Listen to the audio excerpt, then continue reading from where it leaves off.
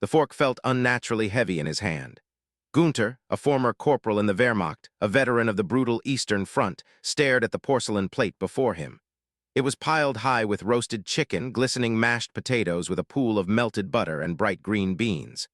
The smell alone was an assault, a symphony of aromas he hadn't experienced in years, not since before the war began. He was seated at a polished wooden table, surrounded by the quiet hum of a family he was supposed to hate. The farmer, a man named John, sat at the head of the table, his face weathered by the sun but his eyes holding no malice. John's wife, Mary, was placing a basket of warm bread rolls on the table, her movements gentle, her smile genuine. Their 2 children, a boy and a girl, watched him with wide, curious eyes, not with the fear or loathing he had been taught to expect. This was not a prison interrogation. This was not a re-education lecture. This was Sunday dinner, in Minnesota. In the heart of the enemy nation he had been sent to destroy. He was a prisoner of war, yet he was being treated like a guest of honor. The sheer, baffling humanity of the moment was more disorienting than any artillery barrage he had ever endured. He lifted his gaze from the plate and looked at the other men from his camp, seated at other tables with other American families in the church basement. He saw the same look on their faces, a profound, earth-shattering confusion. They had been captured, shipped across an ocean, and brought to the heartland of their enemy. They expected barbed wire, brutal guards, and starvation rations. Instead, they found this impossible, unbelievable kindness. It was a weapon they had never trained for, a form of psychological warfare so subtle, and yet so devastatingly effective that it would unravel everything they thought they knew about America, about the war, and about themselves. The feast laid before them was not just a meal. It was the beginning of their defeat, a defeat not of the body, but of the soul. To understand the depth of Gunther's shock, one must first understand the world that had forged him. The Germany of his youth was a nation of managed scarcity and feverish ideology. Propaganda was not merely something you saw on posters. It was the very air you breathed. From the moment he joined the Hitler Youth, he was taught a catechism of perceived injustices and national superiority. The Treaty of Versailles had crippled their great nation, the world had conspired against them, and only through strength and racial purity could Germany reclaim its destiny. America, in this narrative, was a caricature, a grotesque funhouse mirror reflection of a nation. It was a mongrel society, they were told, a chaotic mix of races lacking the discipline and unity of the German Volk. Their soldiers were soft, spoiled products of a decadent capitalist system, more interested in chewing gum and listening to degenerate jazz music than in the art of war.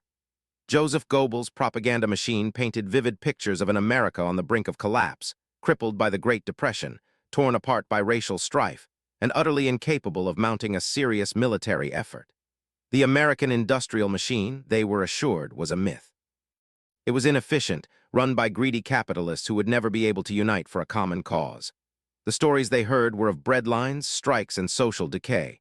This was the enemy they were told they would face, a hollow giant ready to crumble at the first decisive push. They were the hardened, battle-tested soldiers of the Third Reich, the inheritors of a warrior tradition. The Americans were shopkeepers and farmers playing dress-up. This conviction was hammered into them with ruthless efficiency, insulating them from any contrary evidence. It was a belief system that explained their early victories and justified the immense sacrifices they were asked to make. It was the bedrock of their morale. They were not just soldiers, they were crusaders, fighting for the very soul of civilization against a corrupt and decaying world. They believed it with every fiber of their being. They had to, because the alternative was simply unthinkable. The journey into captivity had been the first crack in that ideological armor. After being captured in the ruins of North Africa, the German POWs were herded onto transport ships, their minds filled with grim expectations. They anticipated a voyage of horrors, a repeat of the stories they'd heard about prison ships in the First World War, cramped, filthy holds, starvation rations, and brutal treatment. The reality was the first of many bewildering contradictions. The ships were not luxurious, but they were clean. The men were given 3 meals a day. The food was simple but plentiful, more plentiful, many of them quietly admitted, than the rations they had been receiving at the front. American medics moved among them, treating wounds with a calm professionalism that was devoid of malice. They were deloused, given clean clothes, and allowed on deck for fresh air. This was not the behavior of a weak, vindictive enemy. It was the behavior of an organized, confident, and strangely humane one.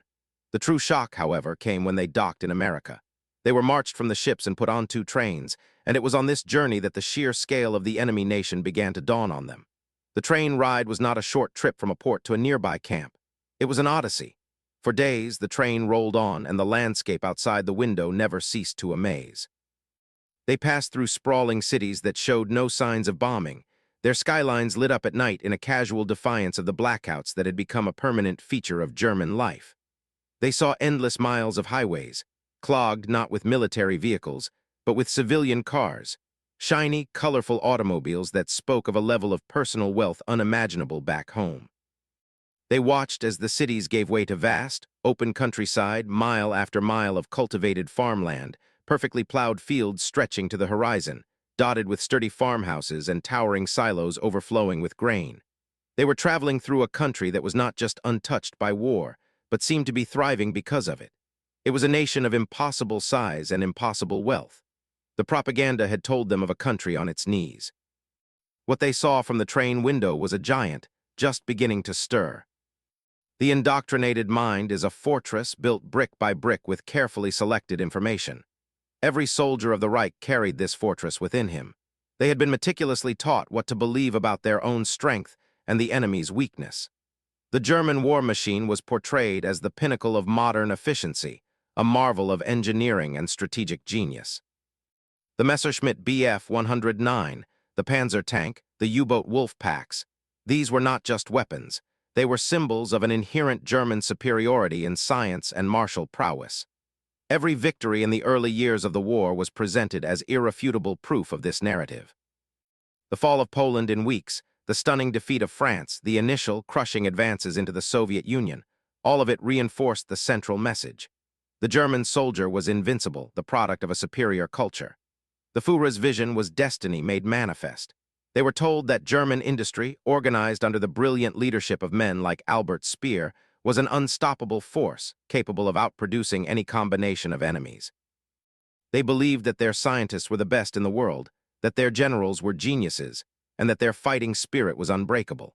In stark contrast, America was depicted as a nation of amateurs. Its army was a joke, its leaders were corrupt politicians, and its people were a soft, pampered mob who lacked the stomach for a real fight. The Nazi newsreels they watched in makeshift cinemas near the front lines showed carefully edited clips of American poverty and social unrest. They were shown images of striking workers and race riots, presented as evidence of a society tearing itself apart from within.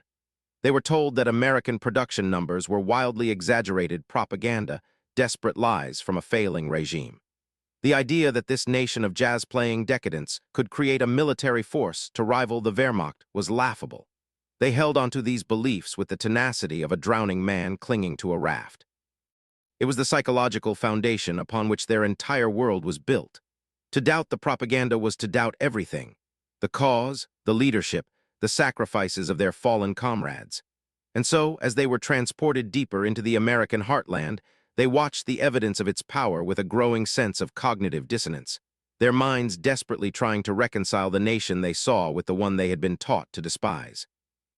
As the trains carried them inland, away from the coasts and into the vast interior of the continent, the German prisoners began to see the true face of the American agricultural system, and it was a revelation that struck at the very core of their understanding of national power. In Germany, the war had bled the countryside dry. Every farm was struggling, every resource was rationed. The memory of the turnip winter of World War I, a time of mass starvation, was etched into the national psyche and informed the Nazi obsession with Lebensraum, or living space. The entire war was, in essence, a violent quest for resources, for the oil of the Caucasus and the vast, fertile wheat fields of Ukraine.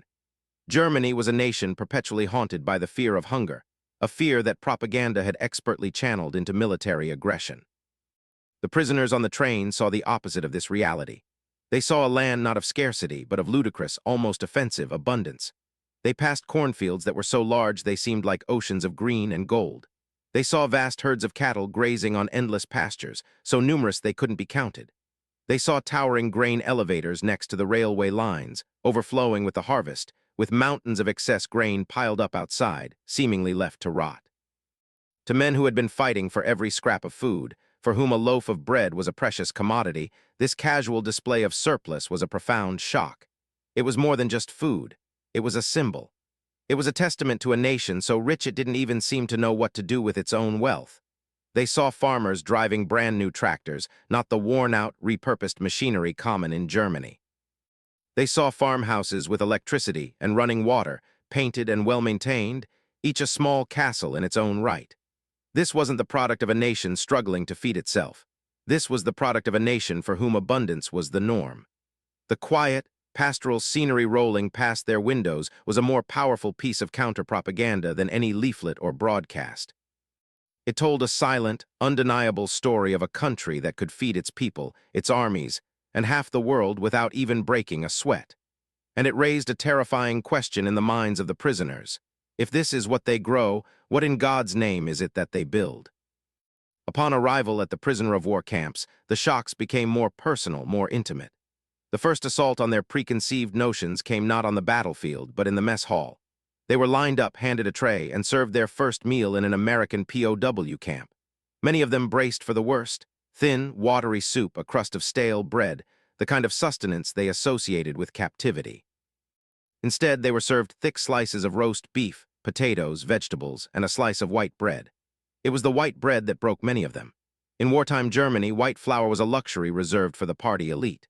The common bread, the Kriegsbrot or war bread, was a dense, dark loaf made with rye, potato flour, and often extended with sawdust. To be handed a slice of soft, fluffy, pure white bread was an experience of near-religious significance.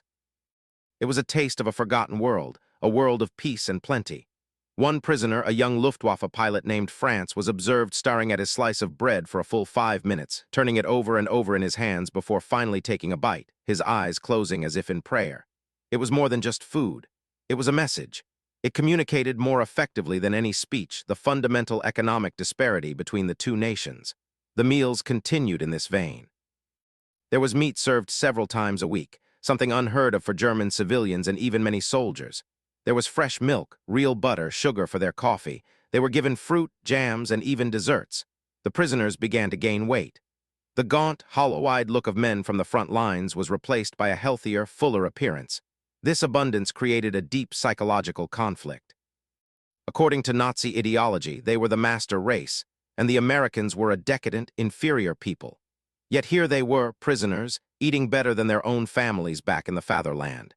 They would write letters home, trying to describe the food, and their words would be met with disbelief. Some even had their letters returned by German censors, who accused them of spreading enemy propaganda. The simple act of eating a good meal became a subversive experience, planting the first seeds of doubt that their government had been lying to them about everything. Beyond the mess hall, the camp's post-exchange, or PX, became a theater of bewilderment. Here, the prisoners could use the small wages they earned from working on local farms or in camp workshops to purchase goods. It was a small store, a simple canteen, but to the German POWs, it was an emporium of wonders, a microcosm of the American consumer paradise they had been taught did not exist. The shelves were lined with items that were either strictly rationed or had disappeared entirely from German civilian life. There were endless cartons of cigarettes, Lucky Strike, Camel, Chesterfield, brands they had only seen in movies. They could buy as many as they could afford, a stark contrast to the meager and often foul-tasting tobacco available back home. But it was the other items that truly stunned them. There were bars of chocolate, like Hershey's and Nestlé, sold in quantities that boggled the mind. In Germany, chocolate was a rare treat, something a soldier might be given before a major offensive. Here it was a casual purchase. Then there was the Coca-Cola. For most of the prisoners, this dark, fizzy beverage was the stuff of legend, a symbol of American decadence they had only heard about. When they tasted it for the first time, the sweet, caramel flavor and the sharp bite of carbonation, it was an exotic, almost alien experience. It became an instant obsession within the camps. They would spend their meager earnings on a cold bottle of Coke, savoring it as if it were a fine wine. It represented everything their own Spartan, militaristic society was not: sweet, frivolous, and available to everyone. The PX also sold toiletries, bars of soap that produced a rich lather, tubes of toothpaste, sharp razor blades. These were not the harsh, lye-based soaps and ersatz products they were used to. These were products of quality and refinement. Each purchase was a small but significant blow to their worldview. How could a nation on the brink of collapse produce such a dazzling array of consumer goods? How could it afford to provide these luxuries not just to its own citizens, but to its captured enemies? The PX was more than a store. It was a classroom in American capitalism, and the lesson it taught was that the propaganda they had been fed was a colossal lie. The enemy was not weak and poor. The enemy was unimaginably, incomprehensibly rich. The flow of information within the camps provided another layer of psychological disruption. The Geneva Convention stipulated that prisoners of war should have access to news, and the American authorities complied, though in a way that served their own strategic purposes. The camps were supplied with American newspapers and magazines.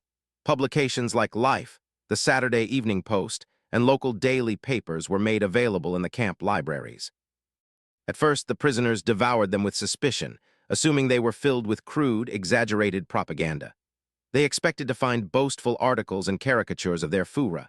Instead, they found something far more unsettling, a portrait of normal life.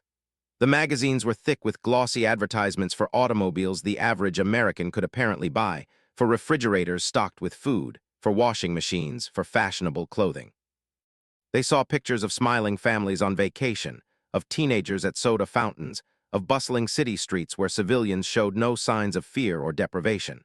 It was a vision of a society not just functioning, but thriving, seemingly oblivious to the existential struggle that had consumed Europe. The sheer normalcy of it all was profoundly unnerving. They had been told that America was sacrificing everything for the war, that its economy was strained to the breaking point. The magazines told a different story. They told of a nation so powerful it could wage a global war while its citizens continued to enjoy a standard of living that was the envy of the world. The newspapers were equally jarring. They reported on American war bond drives, but also on baseball scores. They contained articles about Allied victories, but also detailed political debates in Congress, where elected officials openly and fiercely criticized the president and his war strategy. To men raised in a totalitarian state, where any dissent was brutally crushed, this open debate was shocking. It looked like a critical weakness, a sign of division. But as they continued to read, a different interpretation began to emerge. Perhaps this wasn't weakness.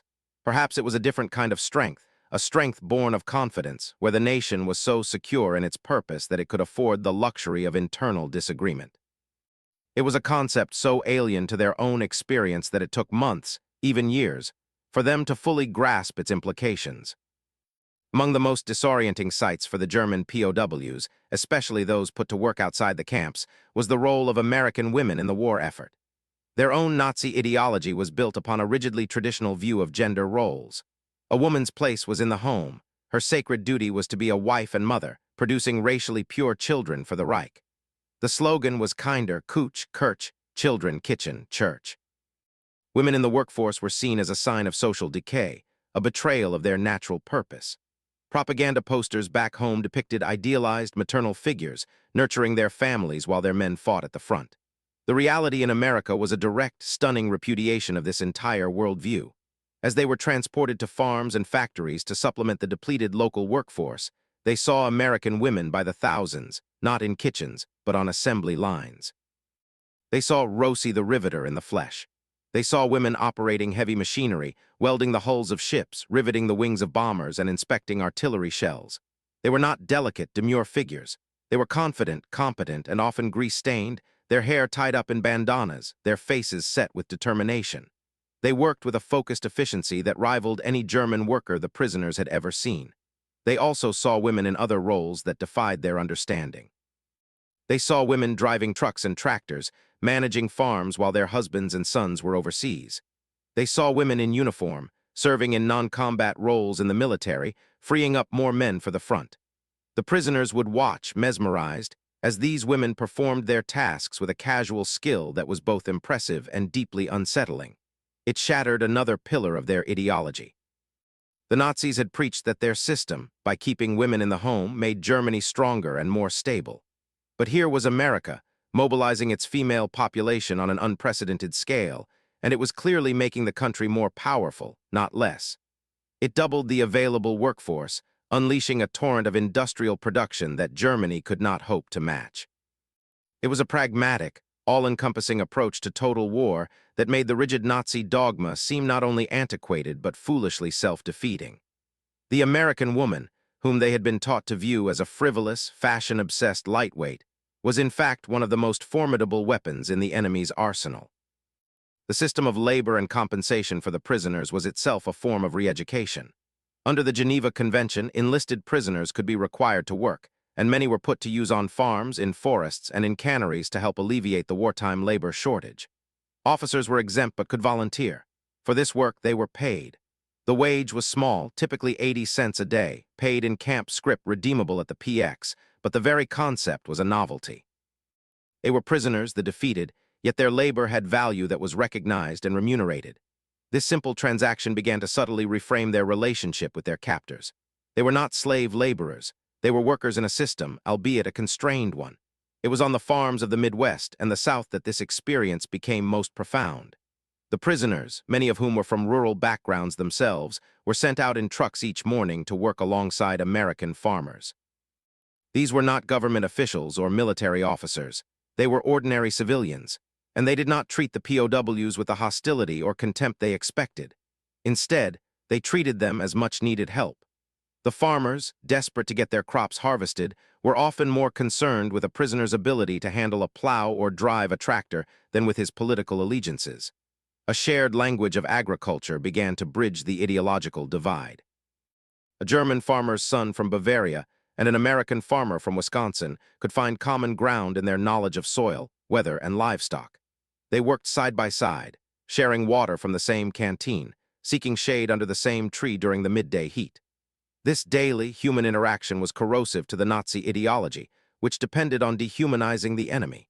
It's difficult to maintain a belief in the inherent evil of a people when you are sharing a sandwich with one of them.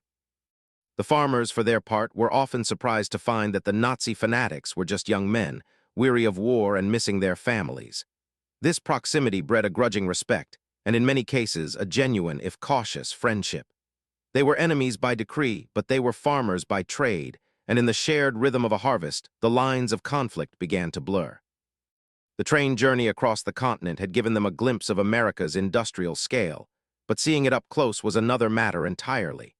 Even from behind the fences of their camps, they could often see and hear the evidence of the American war machine. They heard the constant drone of aircraft overhead, not the lone reconnaissance planes they were used to, but vast formations of B-17s and B-24s, flying in patterns so dense they seemed to block out the sun. They were on training flights, endlessly practicing for the daylight bombing raids that were systematically dismantling German industry back home. The sheer number of them was demoralizing. A German Luftwaffe pilot might have flown a dozen missions in a year. Here, they saw more heavy bombers in a single afternoon than he might have seen in his entire career. It spoke of a capacity for production and training that was simply beyond their comprehension. Sometimes the camps were located near railway main lines, and the prisoners would spend hours watching the freight trains thunder past. They would try to count the cars, but the trains were often too long, stretching for more than a mile. And these were not ordinary freight trains. They were carrying the sinews of war. They saw flat cars loaded with brand-new Sherman tanks, so many that they stopped counting. They saw cars carrying artillery pieces, trucks, jeeps, and half-tracks, all fresh from the factory, all painted in olive drab, all heading for the ports to be shipped to Europe. One train might carry more tanks than were in an entire German panzer division at that late stage of the war. And these trains were not an occasional sight. They were a constant, daily parade of overwhelming material superiority. The prisoners would watch in silence, a knot of dread tightening in their stomachs. Every tank, every plane, every artillery piece that rolled past was another nail in the coffin of the Third Reich. They had been told that American industry was a myth, but the evidence was right there, rattling the very ground they stood on, a deafening, tangible rebuttal to everything they had been taught. They were not just prisoners in a camp. They were spectators at the funeral of their own cause, watching the endless procession of their enemy's might. The medical treatment the German POWs received was, for many, one of the most unexpected and impactful experiences of their captivity. On the battlefields of Russia and North Africa, medical care was often a brutal, hurried affair. Supplies were scarce, field hospitals were overwhelmed, and a serious wound was often a death sentence. They expected, at best, a grudging and minimal level of care from their American captors. The reality was a revelation. Wounded prisoners were taken to fully equipped military hospitals, often the same ones treating American soldiers. They were operated on by skilled surgeons, attended to by professional nurses, and given access to life-saving drugs like penicillin and sulfa, which were still rare and precious commodities in the German army. The level of hygiene was astonishing to them. Clean sheets, sterilized instruments, and an obsession with preventing infection stood in stark contrast to the often septic conditions of frontline aid stations. A German soldier who had been told for years that the Americans were degenerate subhumans now found his life being saved by their advanced medicine and their compassionate care. This created a profound sense of cognitive dissonance. How could an enemy portrayed as monstrous go to such lengths to save the lives of its foes?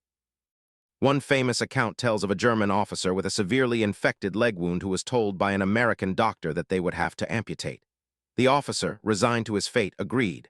But the surgeon, unwilling to give up, decided to try a massive dose of the new wonder drug, penicillin. The infection cleared, and the leg was saved. The German officer was so overwhelmed with gratitude that he broke down in tears, stating that he could no longer see the Americans as his enemy. This was not an isolated incident. The care was systematic and thorough. Dentists filled cavities, optometrists provided glasses, and those suffering from combat fatigue were given psychological care. For the prisoners, this was more than just medicine.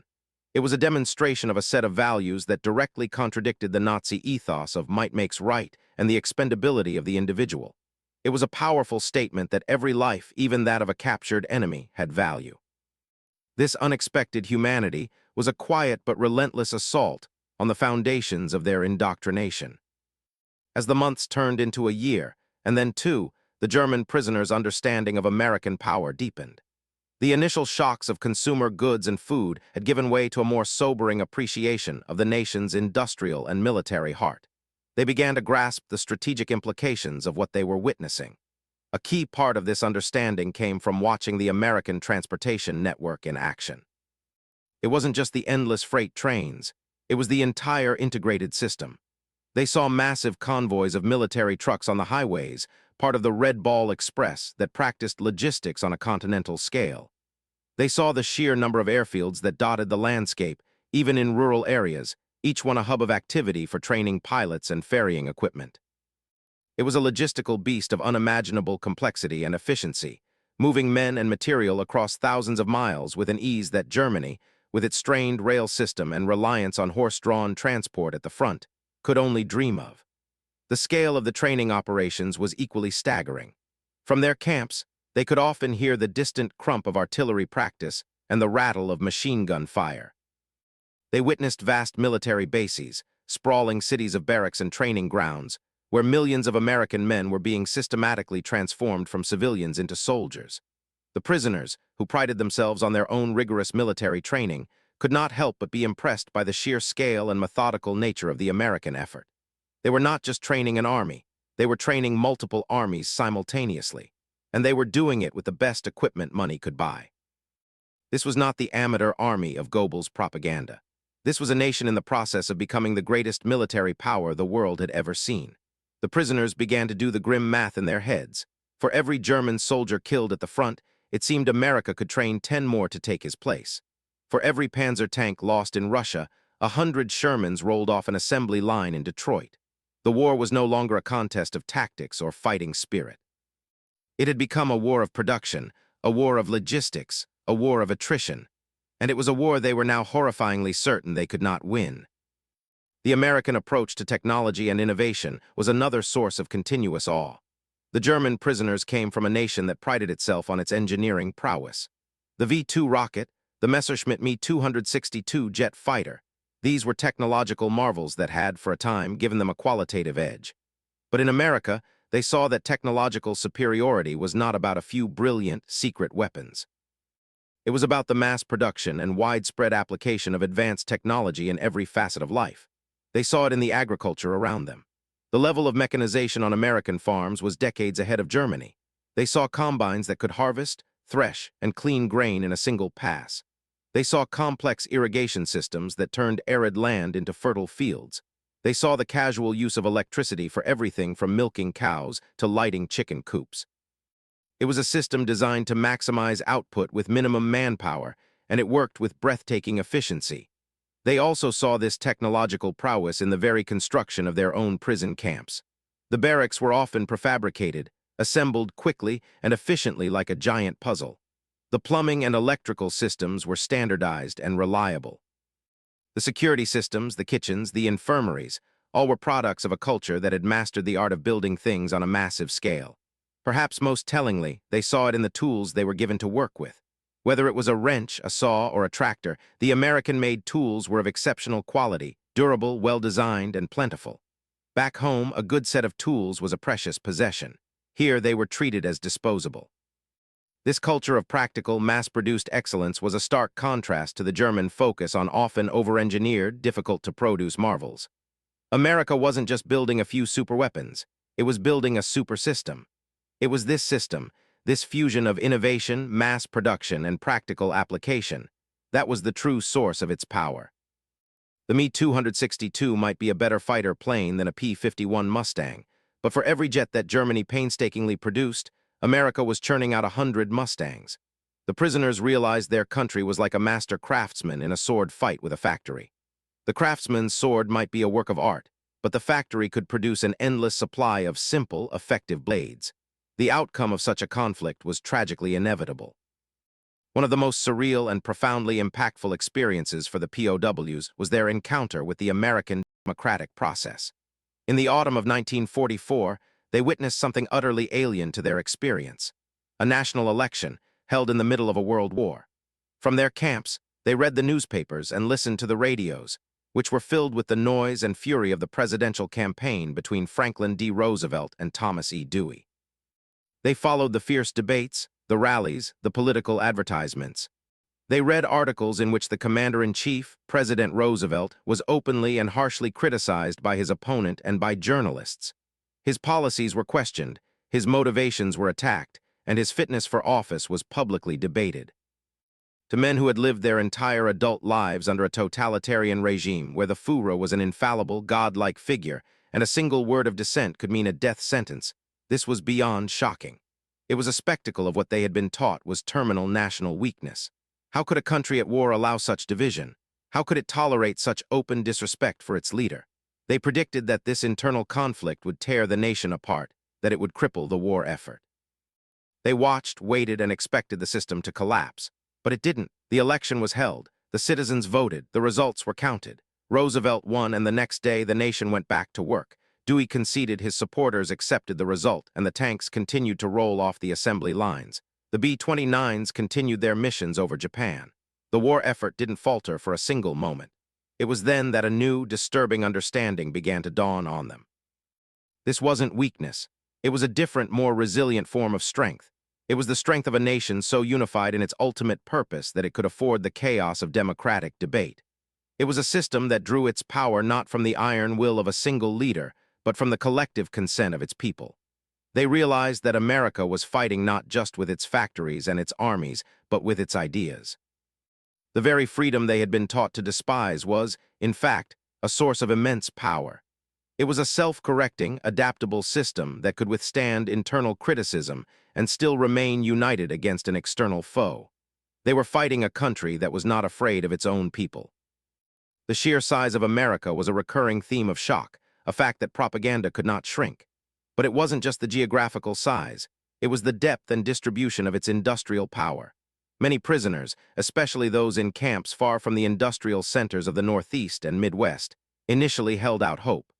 They assumed the factories they saw on newsreels were concentrated in a few vulnerable cities like Detroit or Pittsburgh.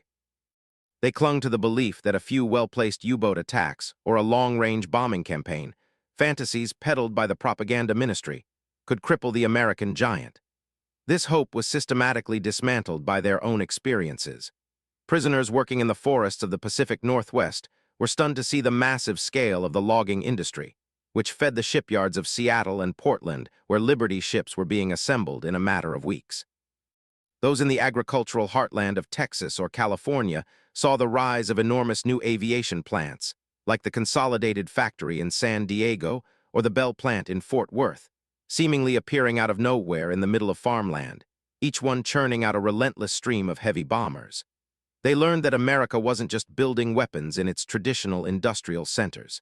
It was building them everywhere. New factories had sprung up across the South and the West, in places the German high command had likely never even heard of. The industrial might was decentralized, spread across an entire continent, making it impossible to target effectively. This geographic reality was a crushing blow. It meant that there was no single pressure point, no Achilles heel to attack. America wasn't a single, towering factory. It was a continent-sized network of factories.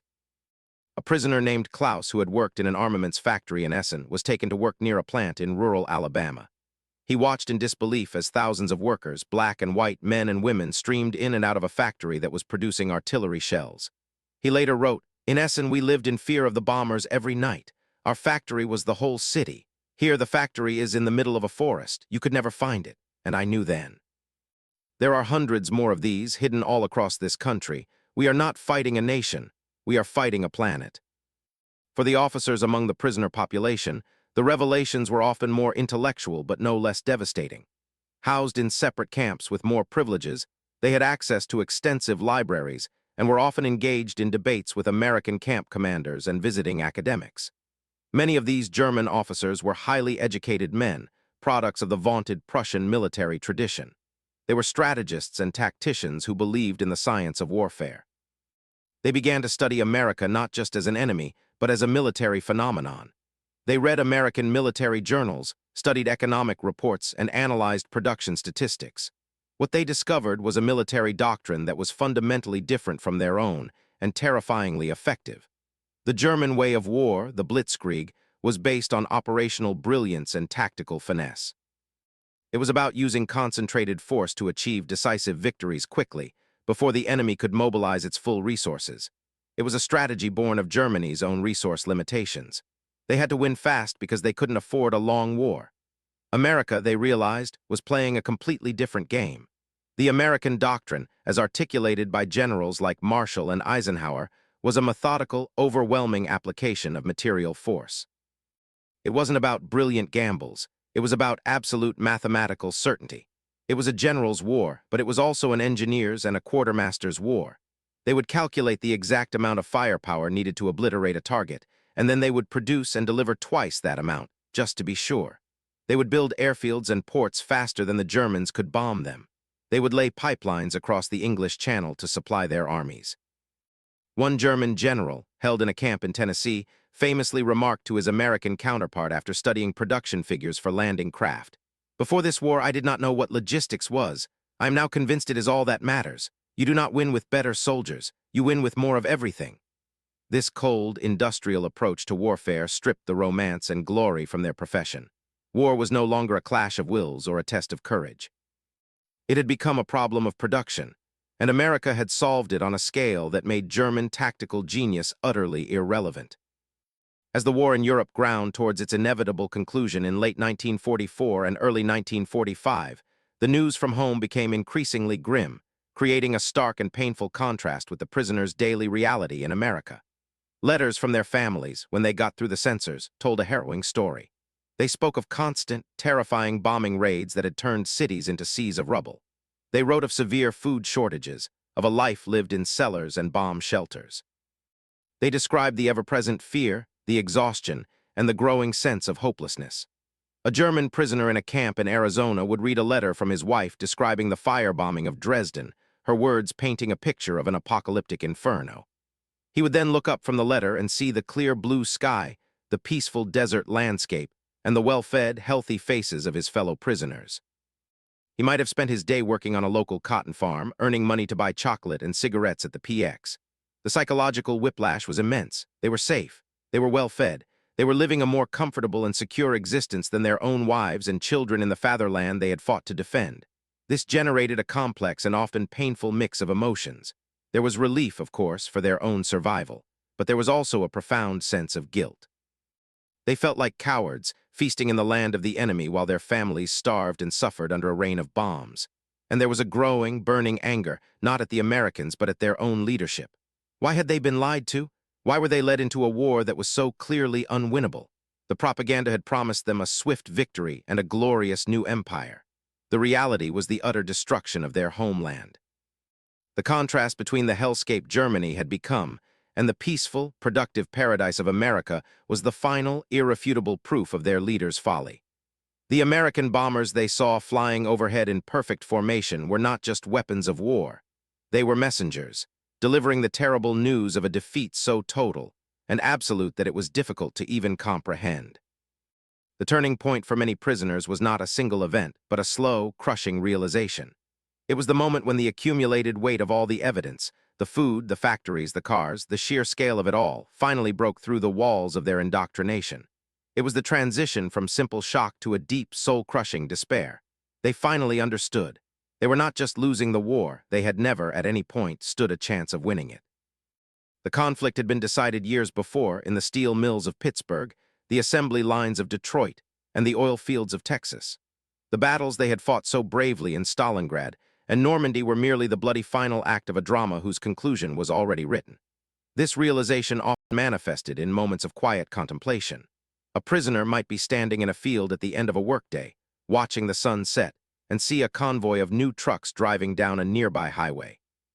In that moment, the full weight of it would hit him. He would think of his own unit in Russia, which had been forced to rely on horses to pull their artillery because of a fuel shortage. The contrast would be so stark, so absurd, that it would border on madness. Some men broke down in tears. Others fell into a silent, brooding depression. The casual, almost effortless nature of American power was what made it so demoralizing. America wasn't even straining. It was fighting a global war on two fronts, and its civilians were still driving their own cars and buying new refrigerators.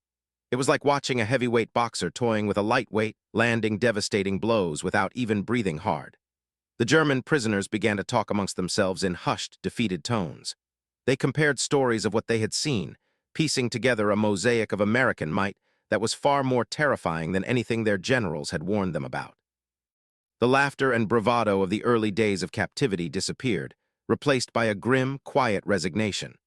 They started to see the war not as a noble crusade, but as a colossal, tragic mistake, a national suicide orchestrated by a madman. The foundation of their world had crumbled, leaving them stranded in the heart of an enemy nation that was more powerful, more prosperous, and more confident than they had ever imagined possible. This growing despair was often crystallized by newsreels. As the war neared its end, the American authorities began a more systematic re-education program. Part of this involved showing the prisoners newsreels of the war's progress. They were shown footage of the D-Day landings, and for the first time they saw the true scale of the invasion fleet. Thousands of ships, an armada so vast it filled the horizon. They had been told that the Atlantic Wall was impregnable, but the footage showed an overwhelming tide of men and material that had simply swamped the German defenses. They saw footage of the liberation of Paris, with joyous crowds cheering the American and Free French forces. They saw the relentless Allied advance across France and into the borders of their own country. But the most devastating footage was of the air war. They were shown films, often taken from the bombers themselves, of the systematic destruction of German cities. They saw Cologne, Hamburg, and Berlin reduced to moonscapes of rubble and ash. For years, Goebbels' propaganda had minimized the extent of the damage, showing carefully selected images of heroic fighters and resilient citizens. The newsreels showed the unvarnished, horrifying truth. The prisoners watched in stunned silence, their faces pale, as they saw their home cities burning.